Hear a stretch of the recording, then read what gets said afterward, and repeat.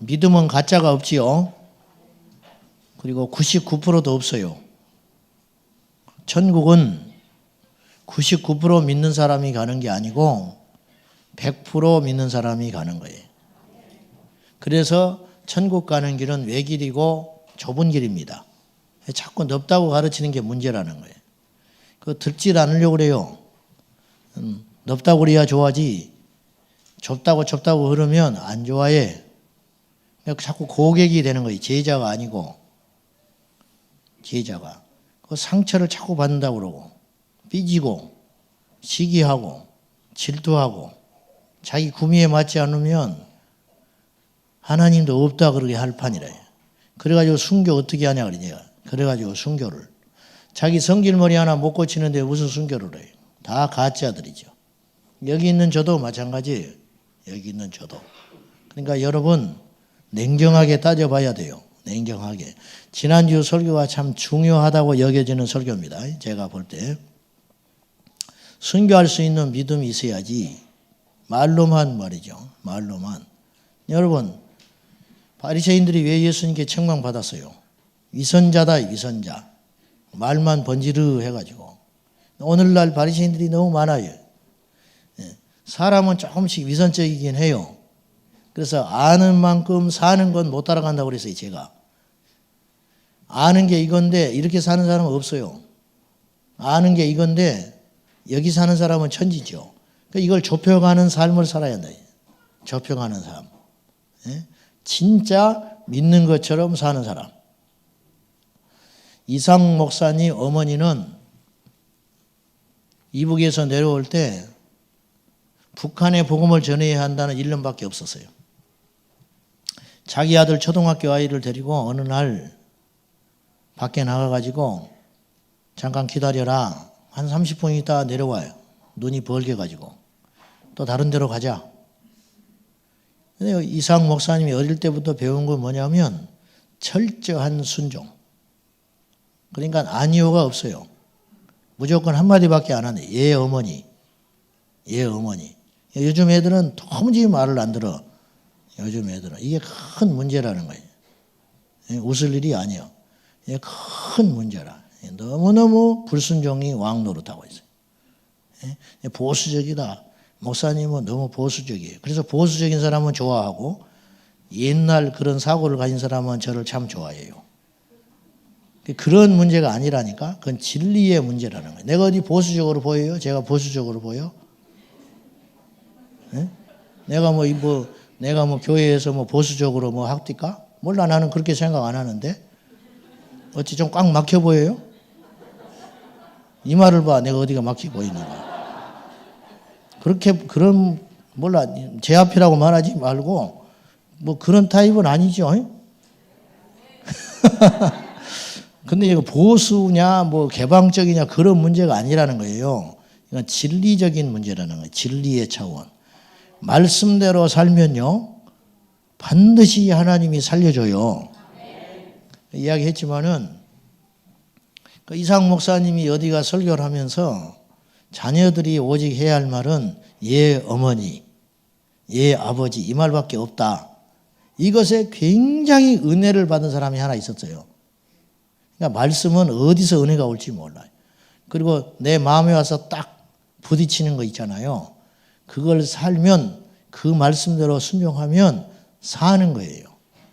그래가지고 어떤 일이 있었냐면 실제로 있었던 일인데 이상 목사님이 그 이야기를 한 거예요. 예 어머니 자기는 그렇게 어릴 적부터 훈련을 받았다. 이 말에 무척 은혜를 받은 사람이 하나 나타났어요. 그런데 어떤 젊은이가 미국에서 지난번에 9.11 테러 때 이거 무너졌죠. 그 쌍둥이 빌딩에 근무하는 자매가 있었어요. 한국인 자매가, 교포 자매가. 근데 이 자매가 이상 목사님 설교를 듣고 그때 엄청나게 그것에 꽂혀 있었던 상태예요. 예 어머니. 자기가 그렇게 못 살았으니까. 근데 그날 저녁에 그 사고 나기 전날 저녁에 아버지가 느닷없이 전화가 온 거예요. 뭐 한국에 있는 아버지인 것 같은데 기억이 정확히 안 나는데 아버지가 전화해가지고 야 내일 출근 좀 일찍 해라 그런 거예요. 느닷없이 앞뒷말도 없어. 내일 아침에 일찍 출근해라. 괜히 그런 거예요. 평소 같으면 아이 무슨 소리예요 이러는 거예요. 내가 더 잘 알지. 그잖아요. 일찍 출근해서 뭐예요 이렇게 이야기한다고. 똑똑하니까, 워낙 똑똑하니까 요즘 애들은. 근데 이 자매가 지금 무슨 은혜를 받았어요? 얘 아버지, 얘 어머니. 이 은혜를 확 사로잡혀 있을 때라 말도 되지. 아버지가 내 직장을 어떻게 알며 빨리 가라 늦게 가라 해요. 내일 좀 일찍 가거라. 그 소리를 한 거예요. 그래서 두말 않고 예 아버지. 그러고는 아침에 그 말대로 했으니까 순종해야지요. 그래서 아침에 일찍 간 거예요. 진짜 일찍 갔는데 가도 너무 일찍 가버렸어. 너무 일찍 가니까 직장에 가서 혼자 있을 수가 없는 거예요. 그래서 안 들어가고 그 앞에서 차를 마시고 토스트를 먹고 있었어요. 그때 빵 터져버린 거예요.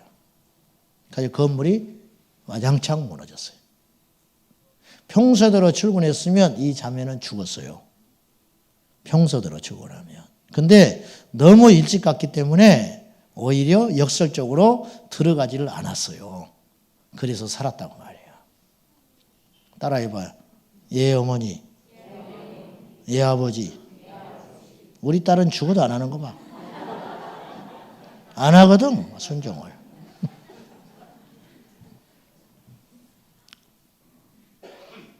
이삭 목사님이 어머니가 이삭 그 아들을 데리고 따라와라. 예 어머니 두 말 없어. 기다려라. 예 어머니 30분 있다. 왜 어디 갔다 오셨어요? 안 돼. 안 통해. 그런 소리는. 왜 기다려야 돼요? 안 통해. 평생 그렇게 안 살아봤어요. 어머니가 엄하게 해가지고 몇 군데를 돌아다니더니 울면서 예배당에 가자. 교회 왔어. 교회 와서 한참 엎드려 통곡하면서 울면서 기도하더니 이리 와봐라 왔어요. 예 어머니하고 왔지요. 그러니까 이 어머니가 이렇게 말해서 내가 너를 미국 보내야겠는데 돈이 없다. 옛날에 60년대입니다. 미국을 왜 보내냐? 네가 미국 가서 미국 영주권 시민권을 따야 북한 들어간다. 네가 북한 들어가야 북한에 가서 뭐 해요? 예수 전하지. 한국 사람은 못 갈 테니까. 꿈에도 못 갈 테니까. 네가 미국은 반드시 가야겠는데 돈이 없다. 그래서 내가 내 눈을 팔라고 그랬는데 안 받아준다. 그래서 눈팔로 다닌 거예요. 그날 안과에. 위법이라고 안 받아준 거예요. 병원에서. 그러니 내가 너를 미국 보내야겠는데 보낼 수가 없구나. 그래서 통곡했어요. 그때 어린 이삭이 어머니한테 이렇게 약속했어요. 어머니 제가 미국 갈게요. 그랬어요. 어떤 수를 써서라도 미국 갈게요. 그랬더니 울음을 거치고 그 어머니가 이렇게 말했어요. 그래 너 미국 가서 북한에 가야 한다.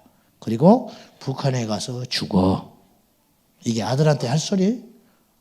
8, 9살 먹은 놈한테 북한에 가서 죽어라. 이 광신자입니까? 근데 미국을 갔을까요? 안 갔을까요? 요즘에도 미국 가기가 쉬워요? 어려워요? 만만치 않아. 근데 그때 갔어요. 돈 한 푼 없이. 어떻게 간지 알아요?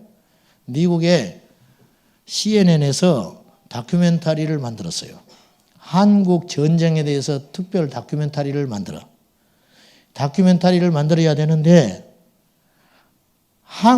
미국에 나와 있는 한국 사람들은 뺀질뺀질해가지고 그 모습이 안 나와. 그러니까 한국 대사관에다가 연락을 했어요. 한국 전쟁통에 나와서 제일 거지 같고 추접스러운 놈. 그런 형제가 있으면 소개를 해주라.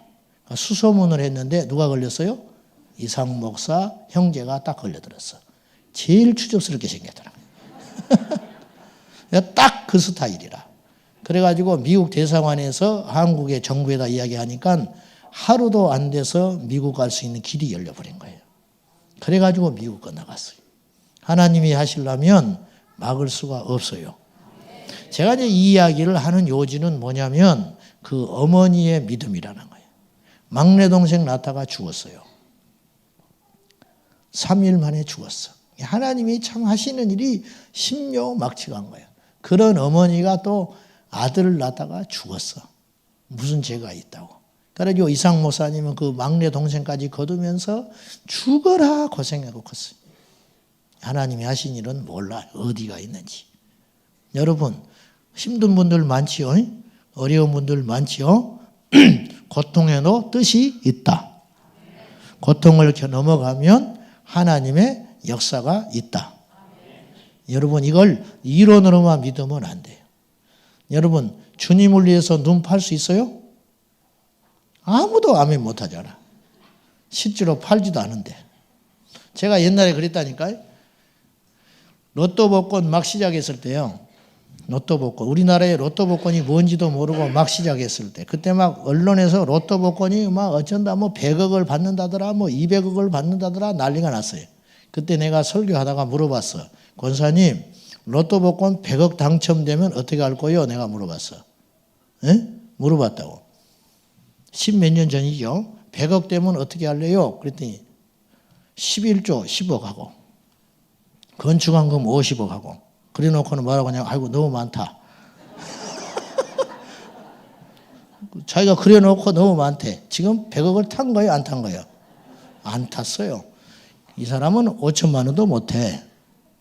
왜냐? 받지도 않았는데 내놨다가 다시 걷어들였는데 진짜 받으면 어떻게 하겠어요? 능력은 어디서 나가냐면 앞뒤가 똑같을 때 나가는 거예요. 믿는 것과 아는 것이 일치할 때 역사가 일어나는 거죠. 근데 이게 쉽지 않다는 거예요.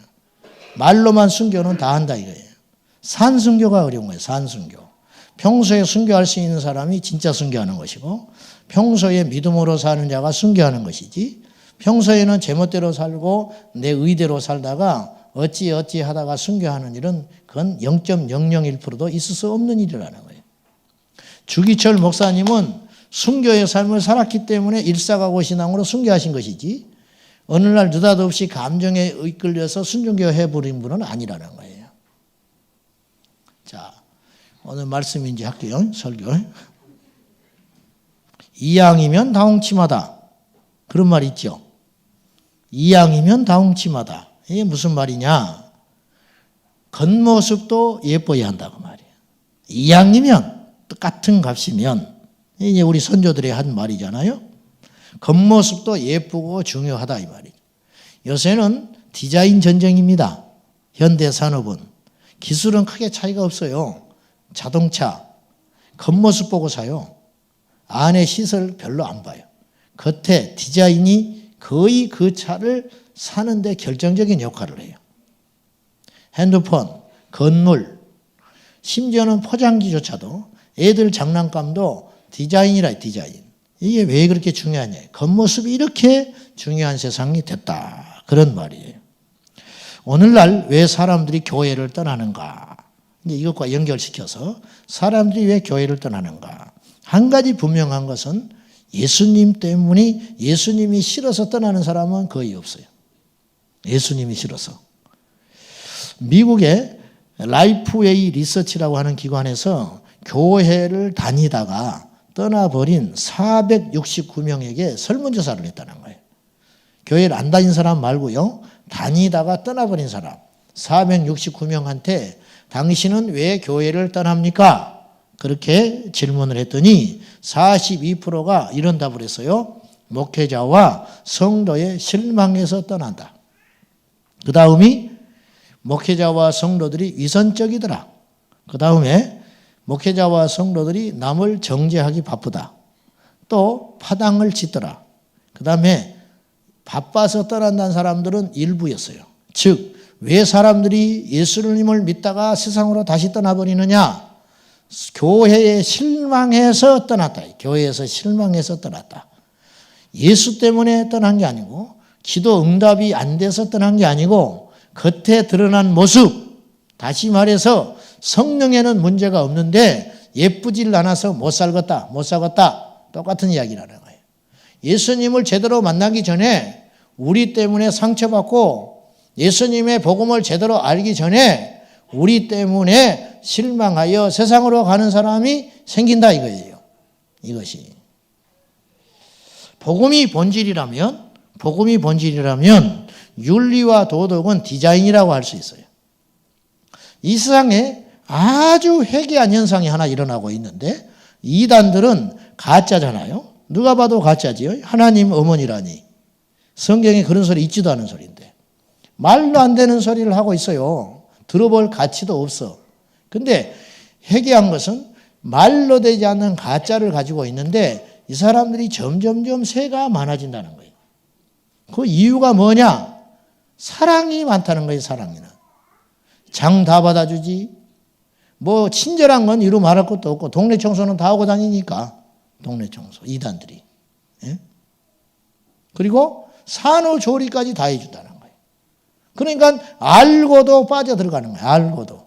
그리고 어느 정도 선이 넘어가 버리면 이제는 교리에 잘못되고 뭐 의심하는 게 싹 사라져 버리게 되는 거예요. 완전히 빠져버리게 된다는 거예요. 우리는 진짜를 가졌는데 사람들을 감동 못 시키는 거예요. 가짜를 갖고도 사람들을 감동시키고 있는데 우리는 진짜를 가지고도 사람들을 움직이지 못한다. 그 이유가 어디에 있느냐? 디자인이 형편없다. 디자인이. 도덕과 윤리가 무너져 있다 이거죠. 이것 때문에 문제가 생기는 거예요. 신기한 일이 벌어지는데 복음적인 사람일수록 비도덕적이다. 이거 이해하세요? 기도를 많이 하는 사람일수록 세상에 가면 멍텅구리가 된다. 예수를 오래 믿은 사람일수록 친척들 사이에서는 왕따다. 믿음 좋은 권사일수록 시집살이를 지독히 시킨다. 믿음 좋은 며느리일수록 악질하다. 악질이 많다. 악질이. 어떻게 생각해요? 다 그렇지는 않아. 그러나 부정할 수도 없는 현실이라. 왜 이런 일이 일어나냐? 왜 이런 일이 일어나느냐? 왜? 예수를 오래 믿을수록 매정하기가 짝이 없다. 인정머리 없는 건 아주 이루 말할 수 없이 많다. 어째서 이런 현상이 일어나는가? 어째서? 본문에서 바울은 오직 하나의 목적이 있다. 영혼을 구원하는 것. 오직 하나의 목적. 21절을 한번 보세요. 바울이 21절 시작. 유대인과 레일라인들에게 하나님께 대한 회개와 우리 주 예수 그리스도께 대한 믿음을 증언한 것이라. 핵심은 하나님에 대한 회개 그리고 우리 주 예수 그리스도께 대한 믿음 이것을 증언하기 위해서 내가 산다 이거죠. 이것을. 그런데 이것을 위해서 자신을 철저히 복종시키는 삶을 산다.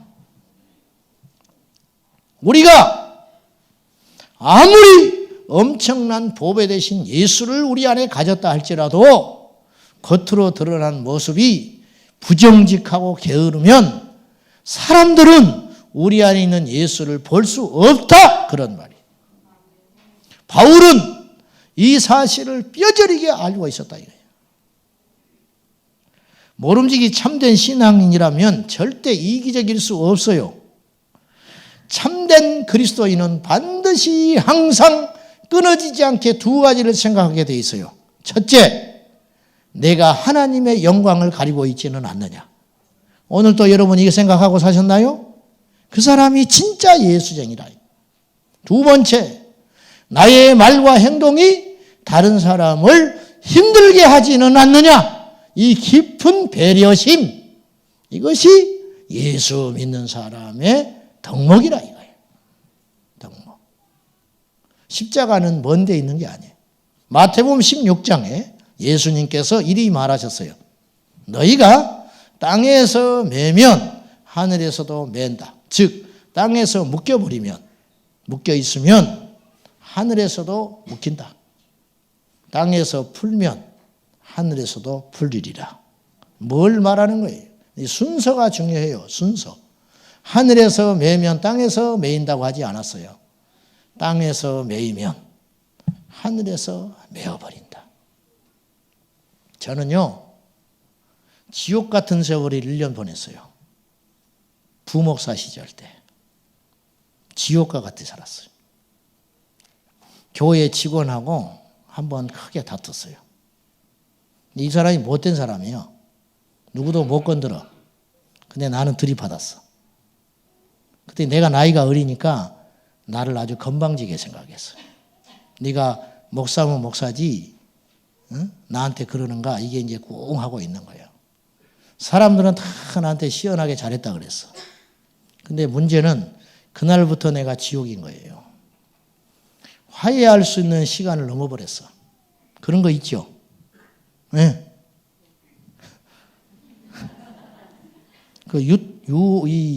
유효기간이 있어, 유효기간. 적어도 3일이나 일주일 안에 풀었어야 해. 근데 이걸 안 풀어버렸네. 크게 한 번 하고. 그냥 먼저 손을 못 내밀겠는 거예요. 근데 얼마나 우습냐면요. 매일 같이 예배를 드렸어요. 직원 예배를. 특별한 일 없으면. 내가 예배 인도하는 거야. 내 앞에 앉아 있어. 교회 직원이니까. 안 쳐다봐. 그리고 이 사람한테 말할 일이 있으면 안 해. 이렇게 돌려서 하지. 제3자를 내세워서 하는 거예요. 그 사람도 마찬가지. 얼마나 불편하겠어. 한 달, 두 달, 석 달, 6개월, 10달, 1년이 지나갔어. 1년이. 제가 이제 그 교회를 떠나서 일산으로 오게 된 거예요. 다른 것이 문제가 아니에요. 이 사람하고 풀고 가야 되잖아. 미치겠는 거예요. 내가 손을 못 내밀겠는 거예요. 내가. 이걸 어떻게 해야 돼? 풀어야 되는데. 하나님이 풀게 해주셨어요. 어떻게 풀게 했냐? 그 아들이 대학에 입학을 했어요. 그분 아드님이. 가지고 직원들 식사를 초대를 했어요. 내가 갔어요. 속 없으니까 나는. 갔어. 나는 그걸 지금도 못 잊어. 2층에 식당인데 그분이 이제 손님이 이렇게 오니까 제일 나중에 올라와야 되잖아. 내가 이제 앞서가고 그분이 내 뒤에 따라왔어. 계단을 이렇게 올라가는데 뒤에서 나를 딱 잡았어. 목사님. 둘 다 울어버렸어. 그 자리에서. 나를 붙잡고 목사님 그래. 내 다리를 잡고. 그때 하늘이 열렸어요. 그때. 저는 1년을 지옥같이 살았어요. 땅에서 매면 하늘에서 묶여버려요. 그때 풀어졌어. 1년 만에 풀어졌어. 하늘이 그때 임했어요. 그때. 자아가 죽는다? 그 1년 동안 내가 설교했어요. 그 인간 뒤에 놔두고. 안 쳐다봐. 안 쳐다봐. 서로. 1년을 그렇게 살았다. 지옥같이. 제가 무슨 말을 하려고 하냐면 우리가 하나님의 관계뿐만 아니라 사람과의 관계 속에서 우리가 거칠어지고 넘어지는 존재가 되면 하나님과의 관계도 막히게 된다는 거예요. 사도 바울은 고린도전서 10장 32절과 33절에서 이런 고백을 해요. 유대인에게나 헬라인에게나 하나님의 교회에나 거치는 자가 되지 말고 나와 같이 모든 일에 모든 사람을 기쁘게 하여 자신의 유익을 구하지 아니하고 많은 사람의 유익을 구하여 그들로 구원을 받게 하라. 지난주에 우리가 가족 구원 전도 축제를 잘 마쳤습니다. 47명이 새로 오셨는데 그중에 22명이 등록을 했어요. 아이들까지 포함해서. 근데 가족에 의해서 등록한 사람이 7명이었어요. 얼마나 감사한 일이에요. 우리는 세상을 7번 구한 거예요. 우리는 지구를 세상 천지 만물을 22번 구한 거예요. 근데 이제 끝이 아니에요. 이제 시작이에요. 이분들이 이제 우리가 잘 섬겨야 돼요.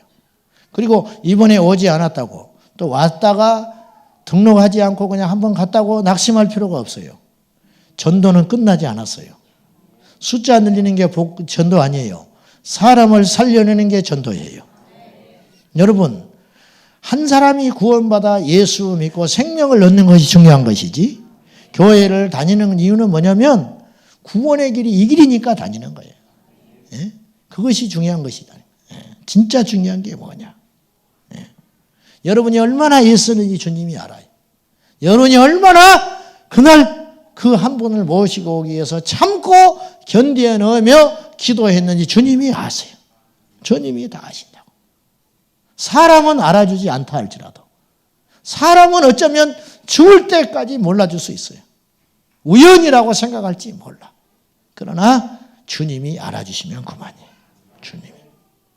바울에게서 바울 서신을 읽을 때마다 느껴지는 건 뭐냐면 그 영혼에 대한 절절한 심정, 그 영혼을 구원하기 위해서 몸부림치는 그 절절한 바울의 그 심정, 그걸 읽을 때마다 우리는 너무 엉터리구나.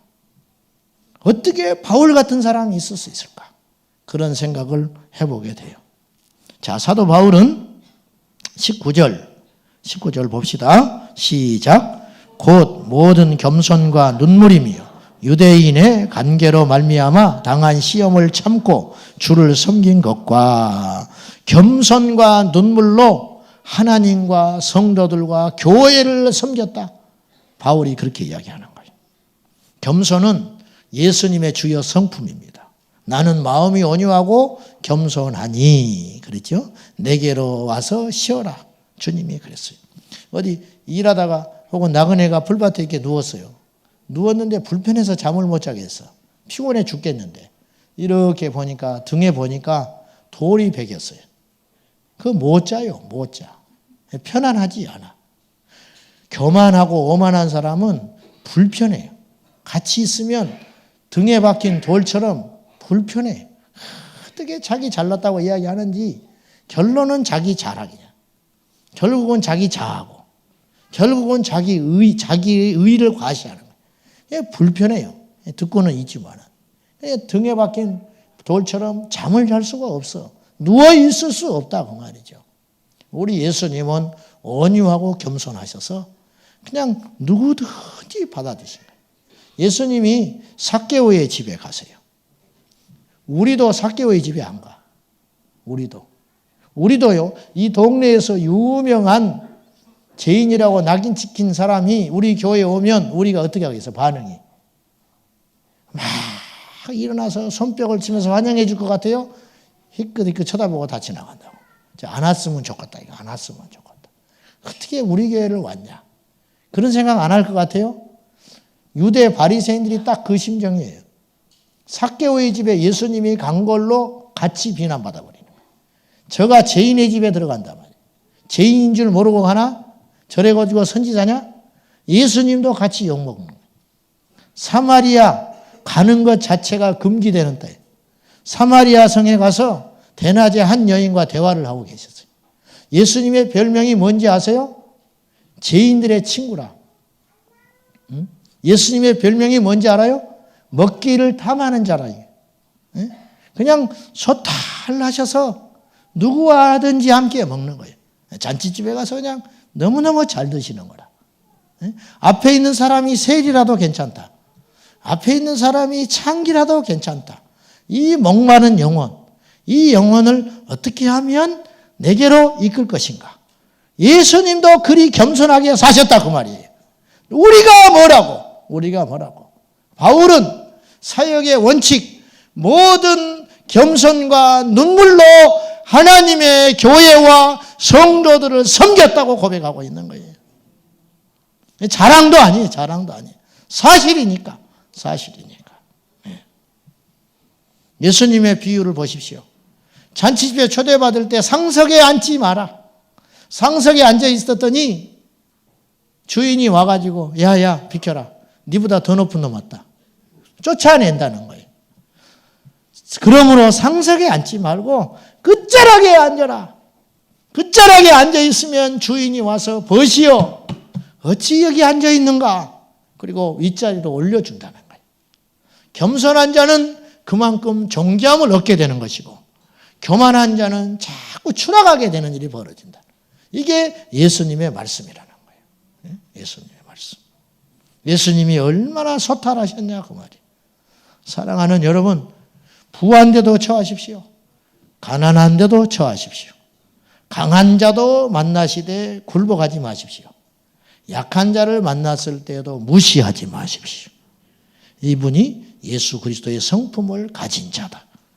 모든 겸손과 눈물로 그냥 모든 사람과 두루두루 잘 지내는 거예요. 예? 겸손과 눈물은 동전의 양면과 같아요. 한국교회에 사라져버리가는 세 가지가 있다고 그랬어요. 제가. 그게 뭐예요?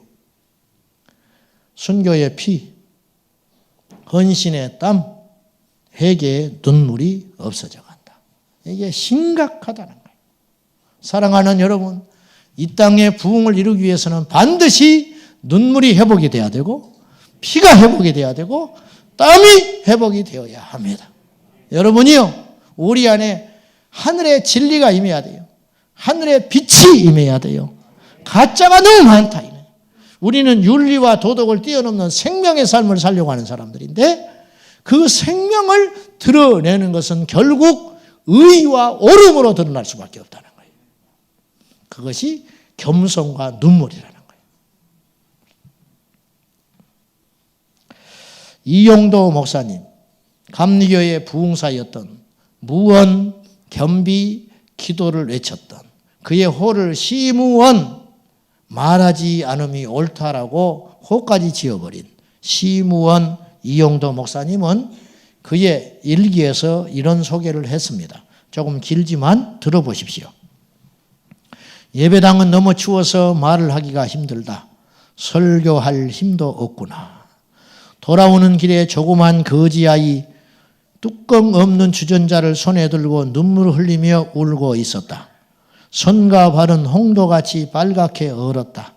바람은 눈 위에 칼같이 사나운데 저런 저 아이 죽지 않고 살아있는 것이 신기하구나. 하나님의 은혜였구나. 아, 죄악의 세상이라 자기만 살려고 눈에 불이 난 인간들 어찌 이 가련한 아이를 못 본 척하고 지나가랴. 마음의 민망함을 이기지 못하여 여관으로 데리고 와서 두루마기를 벗어 둘러주고 아랫목으로 인도하여 이불로 둘러줄 때 나의 마음 너무 민망하여 슬픔을 이길 길이 없었다. 오 주여, 이 아이를 긍휼히 여겨 주소서. 너 저 밥 먹었니? 못 얻어 먹으시오. 때는 11시 반이다. 떳떳이 먹어도 떨려 견딜 수 없는데 아, 이 생명 어떻게 살아남았노? 어쩌녁은 어디서 잤느냐? 길가에서 잤어요. 그래 무엇을 덮고 잤느냐? 아무것도 안 덮고 잤어요. 어제 저녁같이 추운 밤에 아무것도 덮지 않고 밖에서 잤구나. 밤에 물그릇이 땡땡은 이 어제 저녁에 아, 나는 너무도 호강스러웠다. 북풍한설 추운 밤에 거리에서 울며 떨고 있는 아이를 생각지 않고 나만 혼자 이불을 2개씩 포대기 깔고 평안히 자고 있었구나. 나에게 화가 있으리로다. 너 혼자 잤느냐? 예. 아, 혼자서 어떻게 밤을 샜는가? 어쩌녁에 밥은 얻어 먹었느냐? 예. 무슨 밥? 찬밥이요. 그래 찬밥을 주더냐? 네. 아이의 눈에는 원망과 고독이 아직도 끊이지 않았다. 나의 눈에도 참회의 눈물이 그칠 줄 모르노라. 몇 살이니? 8살이에요. 아버지도 어머니도 없느냐? 어머니는 아버지와 싸움하고 양잿물 먹고 죽고 아버지는 미쳐서 달아났어요. 이 엄동설안의 거리에서 기한하여 우는 아이, 내게는 죄가 없다. 네게 무슨 죄가 있으리? 눈물이 앞을 가리워 일기를 쓸 수 없어 수건을 눈에 대고 그냥 한참 울었다. 오 하나님이시여, 어떻게 하시려나이까? 이 가련한 고아를. 네 이름이 무엇이냐?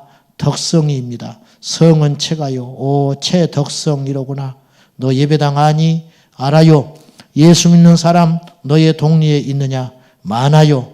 여기도 예수 믿는 사람 많아요. 오 그래. 예수 믿는 사람은 도처에 많은데 너를 긍휼히 여길 신자는 없었구나. 예수 믿는 것이 무엇인지는 알지 못하고 다만 자기의 욕심만 위하여 믿는 채 하는 현대의 교이나 너에게 화가 있을진저. 여관 주인이 문을 열었다. 이는 주인집 아이가 나의 고아를 데리고 들어옴을 보고 들어가서 고아였기 때문이다. 떡국 한 그릇 시켜오라고 하고 나는 조금 미안함을 느꼈다. 영안에 부탁하여 물을 끓여다가 그 아이의 얼굴과 수족을 씻기고 얼어터진 발가락을 헝겊으로 쳐맨 것을 끄르고 씻고 빅스를 발라줄세. 나의 감정이 극하여 눈물이 쏟아졌다. 울면서 씻어주고 싸맨 후 나의 네이와 저고리 입었던 것을 입혀주고 양말을 씻기고 버선을 더 씻겨줄세. 아이는 고아가 아니요 아들이요 사랑하는 내 아들이 되었다. 이런 이야기들이에요. 사랑의 신비주의자 이용도 목사님, 길거리 아이 뚜껑 없는 주전자 들고 울고 있는 아이를 여관에 데려다가 같이 잠을 지우면서 같이 하루를 지낸 이야기를 일기에 써놓고 있었습니다. 저는 확신합니다. 눈물이 마른 신앙은 가짜요. 눈물이 있는 교회는 소망이 있는 교회라고. 눈물이 있는 성도는 소망이 있다고 믿습니다. 사랑하는 여러분, 하나님 앞에 겸손과 눈물을 흘릴 수 있는 믿음을 달라고 오늘 이 밤에 간절히 부르짖기를 예수님의 이름으로 축원합니다. 현대 교회는 각박합니다. 현대 교회는 부흥만 하려고 합니다. 현대 교회는 사랑이 없습니다. 현대 교회는 잘난 사람이 너무 많습니다. 바울은 오늘 두 번째로 교회를 위하여 삼가하라 그렇게 권면해요. 삼가하라는 말은 참으라 그런 뜻이 되겠습니다. 참으라. 자, 28절이에요. 오늘 본문은 아니지만 이제 시간이 없어 다 읽지 못한 겁니다. 28절 시작. 여러분은 자기를 위하여 또는 온 양떼를 위하여 삼가라. 성령이 그들 가운데 여러분을 감독자로 삼고 하나님이 자기 피로 사신 교회를 보살피게 하셨느니라. 교회를 위해서 참으라. 아멘. 성도들을 위해 조심하라. 성도를 위해 절제하라. 나태하거나 타협하거나 게으르지 마라. 오늘날 교회 안에 삼가지 않는 목회자와 성도가 얼마나 많습니까? 내 좋으면 그만이, 내 편하면 그만이고 내가 옳으면 그만이라는 생각은 십자가와 상관없는 삶 아닌가요? 고린도전서 8장 9절과 13절에 사도 바울은 이렇게 말했습니다. 너희의 자유가 믿음이 약한 자들에게 걸려 넘어지게 하는 것이 되지 않도록 조심하라. 그러므로 만일 음식이 내 형제를 실족하게 한다면 나는 영원히 고기를 먹지 아니하여 내 형제를 실족하지 않게 하리라. 고기 내가 안 먹을 수 있다. 내가 고기 먹음으로 다른 사람이 실족한다면 나는 죽을 때까지 고기 안 먹는다. 다른 사람들에게 거침돌이 되지 아니하리라. 바울이 결단하는 거예요. 여러분, 우리 교회가 이런 공동체 한번 만들어 보자는 거예요. 다른 사람을 넘어뜨리는 사람이 아니라 다른 사람을 세워주는 교회. 나 때문에 실족하는 일이 일어나는 것이 아니라 내가 삼가하고 조심하고 절제하고 견디어서 다른 사람이 유익을 얻을 수 있다면 내가 손해봐도 괜찮고 내가 고기를 안 먹어도 좋고 내가 조금 못된 사람 돼도 괜찮고 내가 바보스러워도 상관이 없다. 이것이 승리 아닙니까? 이것이 승리라. 마지막으로요. 물질에 꺼리낌이 없었다고 바울은 고백해요. 자, 33절 34절 시작. 내가 아무의 은이나 금이나 의복을 탐하지 아니하여 여러분이 아는 바와 같이 이 손으로 나와 내 동행들이 쓰는 것을 충당하였다 그랬어요. 아무의 은이나 금이나 의복을 탐하지 않았다. 부정한 건 내가 취하지 않았다. 그리고 내가 쓰는 것은 내가 충당하여 살았다. 내가 신세지지 않았다. 무엇 때문에? 내가 전하는 복음이 힘있게 증거되기 위해서. 이거밖에 없는 거예요. 바울은. 그래야 누구를 얻어요? 그 영혼이 구원받는다. 그래요. 오직 모든 관심을 여기다가 초점을 맞추고 살았다. 오늘날 솔직히 이야기해봐요. 교회 안에 다른 영혼 얼마나 섬기고 살아요. 다른 사람 영혼을 살리기 위해서 얼마나 견디고 참고 살아요. 내 것만 소중하지. 안 그래요? 내 교회만 소중하지. 우리 집만 소중하지. 내 미래만 준비하지. 무슨 관심들이 얼마나 있어요. 다른 사람 영혼에 대해서. 그러니 성령이 어떻게 역사하냐. 그러니 그 기도는 다 가짜다. 그러니 다 신앙 행위는 위선이라. 다. 죽어야 합니다. 아주 죽어야 합니다. 크게 아멘 하시오. 죽되 아주 죽어라. 왜 죽지 못하고 있냐. 나부터서. 왜 죽지 못하고 있냐. 얼마나 더 가지자고. 얼마나 더 높아져야 돼요. 얼마나 더 똑똑해져야 되냐. 얼마나 더 인정받아야 돼. 십자가에서 주님과 함께 죽어라. 아주 죽어버려라. 그래야 내 안에 예수가 산다. 내 안에. 주는 자가 복이 있고 주는 자가 받는 자보다 복이 있다. 대접만 받고 다니면 저도 계속 대접만 받고 다녀요. 오늘 점심도 대접받았네. 새파랗게 젊은 놈이 멀쩡하게 생겨가지고 노인네들 모시고 와가지고 계산은 노인네가 하고 중앙에 앉아가지고 떡 저거 얻어먹고 사람들이 보면 이해가 안 가는 거예요.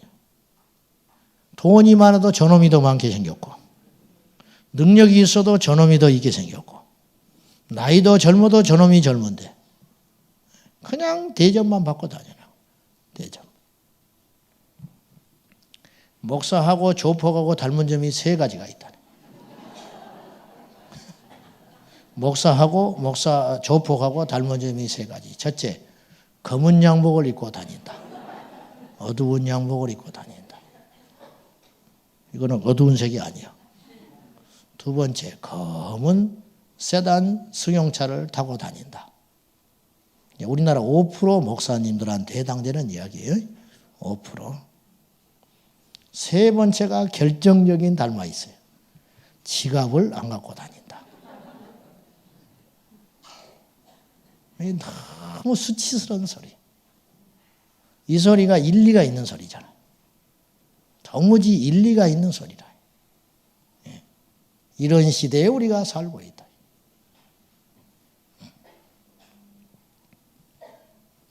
부흥회 가면 물도 따라 갖고 다닌다더만. 물도. 어떤 여자 강사분이 있어. 내가 뭐라고 말은 안 하지만 물도 따로 갖고 다닌대. 그 교회에서 주는 물은 먹지도 않는데. 아니잖아요. 예수님은 어디 계셔? 예수님은 지금 어디 계셔? 내가 다 대접받아 버려. 천국 가면 우리 모두 큰일 났어요. 개털모자 쓰게 생겼어. 면류관은 둘째치고 개털모자 쓰게 생겼어.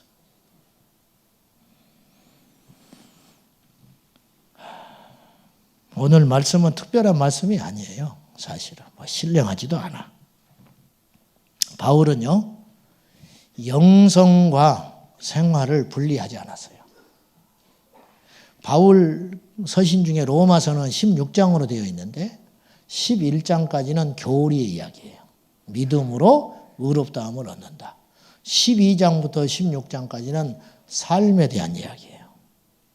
삶이 뒷받침해주지 않는 영성은 가짜예요. 삶이 따라주지 않는 영성은 거짓이다. 기억하셔야 돼요. 영성이 없는 삶은 두말할 것 없이 가짜고 인본주의적인 것이고 삶이 빠진 영성은 신비주의인 것이에요. 그래서 칼바르트 목사님은 신문과 성경을 양손에 쥐라. 굉장히 중요한 이야기란 거예요.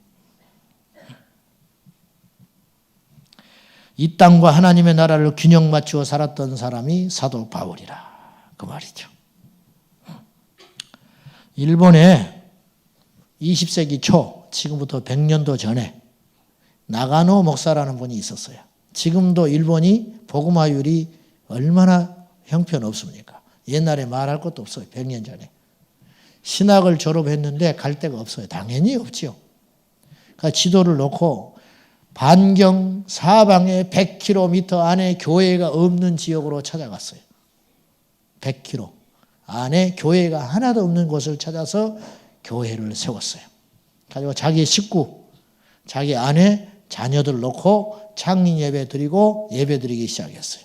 6개월 복음을 열심히 전했어요.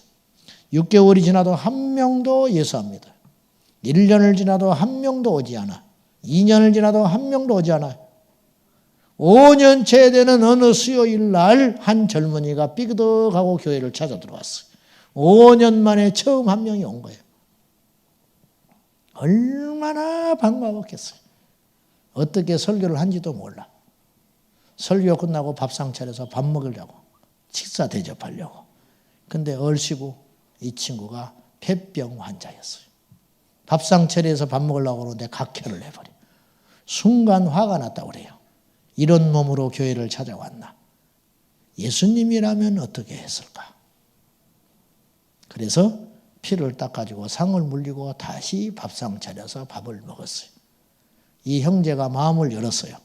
이 형제는 누구냐면 첩의 자식이야. 유명한 정치인의 첩의 자식. 세상을 한탄하며 살았어요. 그러다가 우연한 기회에 복음을 듣고 예수를 믿어서 신학교를 갔는데 폐병이 생겼다고 신학교에서 쫓겨났어요. 그때부터 이분은 예수 떠났어요. 성경도 안 믿었어요. 가짜다. 내가 폐병 걸렸다고 신학교에서 나를 받아주지 않았다. 가짜다. 전부 이선자다. 근데 자살을 하려고 하는데 어느 날 지나가는 한 사람이 혀를 끌끌 차면서 젊은이 나가노 목사 찾아가봐. 생전 처음 들었는데 나가노 목사를 찾아가봐 그러더라는 거예요. 어디 있냐고 했더니 어디에 있다고 하더래요. 그러면서 나가노 목사는 진짜 목사야 그랬어요. 그 말을 듣고 찾아온 거야. 근데 놀라운 것은 제가 말하려고 하는 이야기예요. 그렇게 말했던 사람이 나가노 목사한테 한 번도 온 사람이 아니야. 소문을 들은 사람이라. 5년 동안 나가노 목사는 단 한 명의 성도도 없었어요. 근데 그 사람들은 나가노 목사를 알고 있었어요. 이게 복음을 전하는 자라는 거예요. 여러분, 사람들은 우리를 알아요. 모르는 것 같아도 알아요. 그 평가는 준엄해요. 정확해요. 오늘 한국교회를 향하여 이러쿵 저러쿵 변명할 이유가 없는 거예요. 우리가 뿌린 대로 거두는 거예요. 여러분이요, 바울의 이 믿음을 보십시오. 눈물과 겸손으로 하나님의 복음을 위하여 눈물과 겸손으로 자신을 삼가하여 일체 물질의 깨끗함으로 하나님의 영광을 구하고 살았던 위대한 하나님의 사람. 오늘 우리 모두가 그러한 믿음을 본받기를 예수님의 이름으로 축복합니다. 아멘입니까? 기도합시다. 사랑하는 하나님, 우리가 거침돌이 되지 않기를 원합니다. 하나님과 역사와 후대 앞에 거리낌이 없는 인생으로 절제하며 삼가하며 분초분초를 쪼개어 하나님의 영광을 위해 살게 하여 주옵소서. 오늘 이 자리에 모인 모든 성도님들 성령의 충만함과 더불어 성화의 삶을 살기에 부족함이 없도록 말씀으로 우리를 쳐주시옵소서. 말씀의 방망이로 우리를 깨트려 주시옵소서. 우리의 자아가 이 밤에 깨어지게 하여 주시옵시고 우리의 세상적 자랑도 죽게 하여 주소서. 주님의 십자가 앞에서 다시 한번 죽는 밤이 되게 하여 주시옵소서. 그리하기를 원합니다. 우리는 죽고 예수 살아 예수 영광 나타내는 자 되게 하여 주옵소서. 예수님의 이름으로 기도하옵나이다. 아멘. 자, 이제 우리 찬송하고 우리 뜨겁게 우리 하나님께 기도하는 시간 갖고자 합니다. 찬송가 540장. 어젯밤에 꿈을 꿨는데 설교를 하러 왔어요. 우리 교회에. 내가 늦어버렸어. 내가 교인들이 다 가버렸어. 늦어가지고 설교하러 올라갔는데 교인이 흥하니 없고 다 가버렸어. 내가 늦어가지고. 얼마나 식은땀을 흘리고 밤에 시달렸는지 새벽기도 올라니까 피곤해 죽겠는 거예요. 저를 위해 기도 많이 해주세요. 죽겠어. 짐이 무거워 죽겠어. 기도 여러분 많이 해주셔야 돼요. 자, 540장 찬송합시다.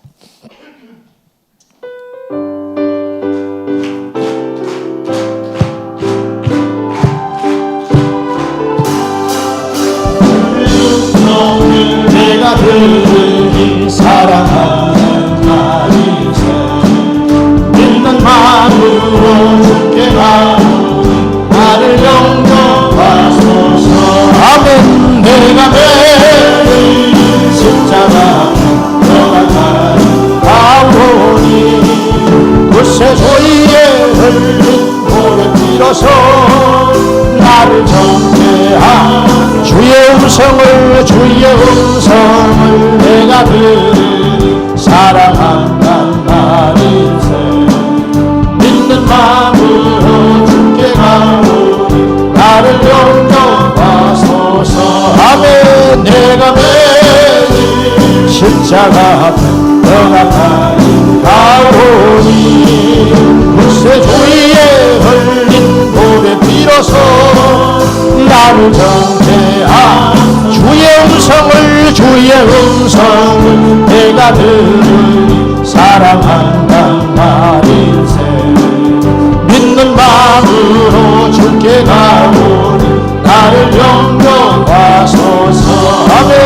내가 매일 십자가 들어가니 가오니 그새 주위에 흘린 고개 빌어서 나를 정죄한 주여 넓으신 은혜 베푸사 나를 받아주시고 나의 품은 주 주의 뜻까지 내게 알려주소서. 아멘.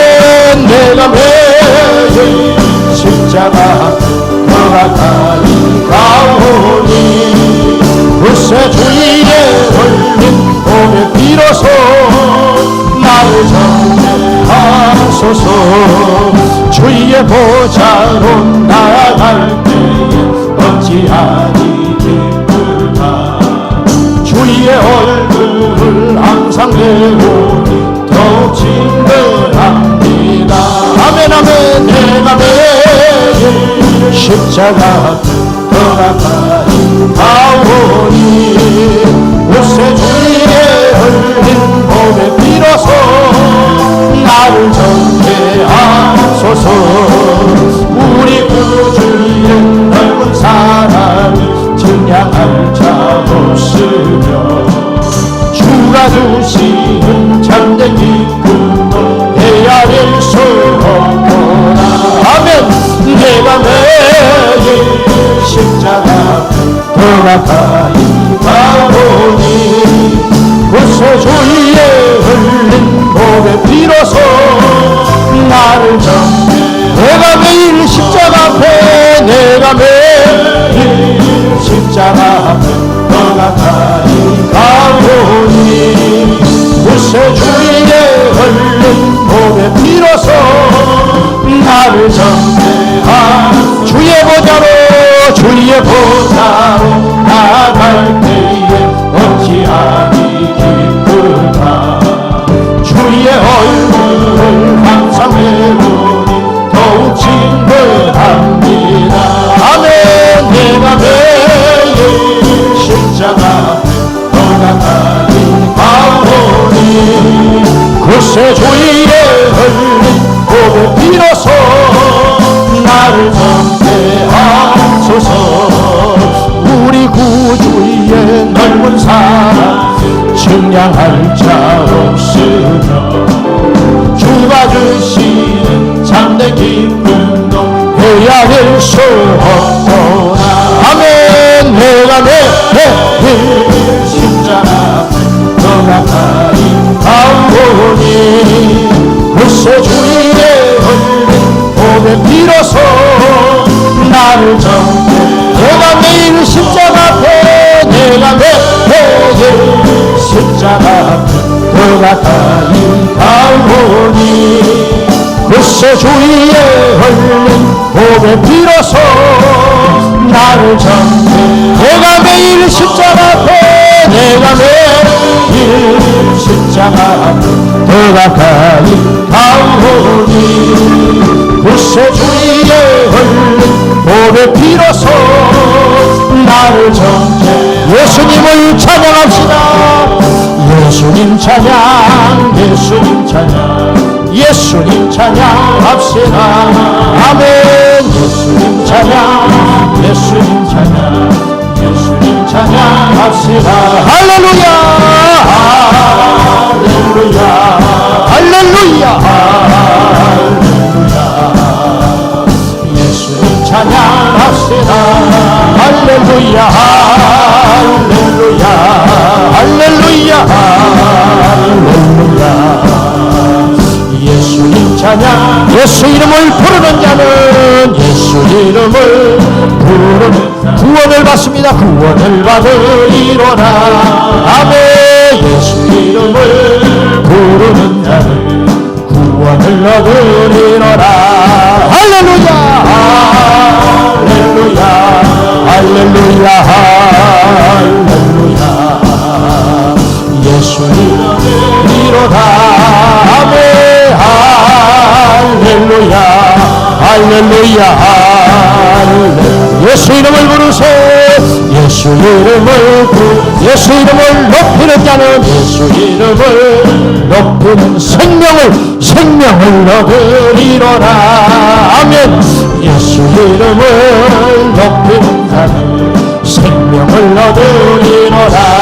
할렐루야 할렐루야 할렐루야 할렐루야. 예수님만 예수 이름을 높이세. 아멘. 할렐루야 할렐루야. 예수 이름을 높이세. 예수 이름을 예수님 권세 내 권세 예수님 권세 예수님 권세 예수님 권세 내 권세. 아멘. 예수님 권세 예수님 권세 예수님 권세 내 권세. 아멘. 할렐루야 할렐루야. 예수님 권세 내 권세. 할렐루야 할렐루야 할렐루야. 예수님 권세 예수님을 찬양하라. 예수님 찬양 예수님 찬양합시다. 아멘. 예수님 찬양 예수님 찬양 예수님 찬양합시다. 할렐루야 할렐루야 할렐루야 할렐루야.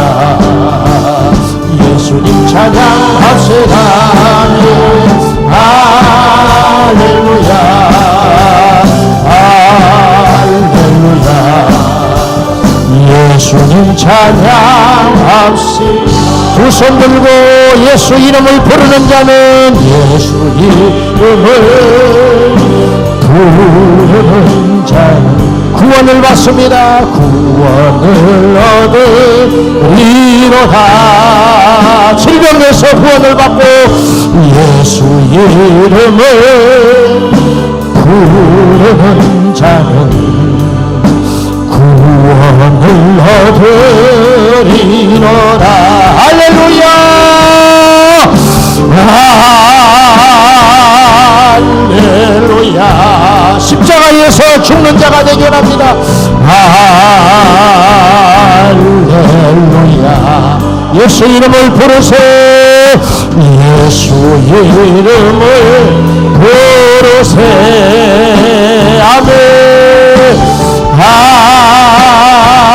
할렐루야 할렐루야 할렐루야 예수 이름을 두 손 들고 내가 매일 십자가 앞에 내가 매일 십자가 더 가까이 가오니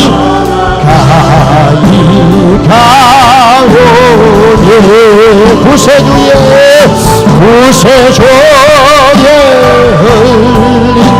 지옥의 피로소 나를 정케 하소서 나를 마지막으로 두 손 들고 내가 매일 십자가 앞에 내가 아직도 내 의가 살아있는 분 자리에서 일어나서 십자가에서 죽음을 경험하지 못한 사람 자리에서 일어나십시오.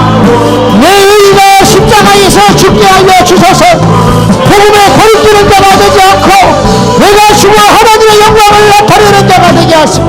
내가 죽어 교회와 가정을 살리게 하소서. 정케하 내가 매일 십자가 앞에 내가 매일 십자가 앞에 주여 내 혈기가 죽게 하시고 내 자랑이 죽게 하시고 나의 의가 죽게 하시고 나의 과거가 십자가에서 죽게 하시고 오직 주님만 드러나게 하여 주소서. 지금 주님을 만나도 부끄럽지 않게 하여 주시옵소서.